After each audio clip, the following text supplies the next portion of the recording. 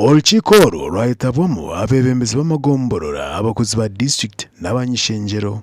Ministry y'emyezi n'eby'obuhangwa bw'ensi bayanjurira abantu aba okubaragabe amizi omu bicweka bitarimu na bimwe ahansi y'enkora ebayeta construction of Isingiro waterworks kandi amizi aga nago kwihwa omu mugyera Kagera. Hati line ndiyo iraza kuba iri mu treatment plant. Ebampinge kugenda hari nanga kabiri musamu waba uri kushuma hari prison ya hari police uri kureba nasho mote ikombe ga usamba umpompamo. So ejo samba turaza kwa turi amamizi line in fact tutakashikira no muri ejo samba umutawu umuntu haraza ko hari oti. Omulukiko babuza ebuzo na mnonga abatura abantu benda kumanya yaba mizaga nago kwikoma bicweka byahare our district age. After this system, you shall be submitted to the national water. Kada misaga tutegateka ku yona ndeka kwa kerabatus.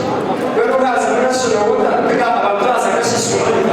Mudira wa project age ijemirimo y'abantu baburisho ngo neho mwanya kumukoza kwatumuru mureta wanyu kuriya abo kwa turi kuza kubasavinga mizi gara savinga district yona so turenda tureta abantu bona twese abara rw'umu sub counties the technical people from the district kugira ngo tubashoborere scope of works amizi ga Isingiro garaza kutandikira nkaye kuherera kare honaba na mnonga abanyishenjero bari kushemererwa abamizaga no bashaba contractor obutakora murimo gw'ikishobobo. Let's work together and ensure that we achieve this.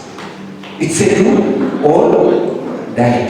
After suffering for many centuries, that at least now we have a message and hope that we shall get water. Tubaragana sangu tuza kukora nabo abo kandi mayangu project ejo project etaine compensation sente za compensation so ahitura hibarashango buzebu the district tuza kwatanisa nabo amakuraga gasha kwa Ruth Nuwamanya hapa TV West. Franka kamwine na polisi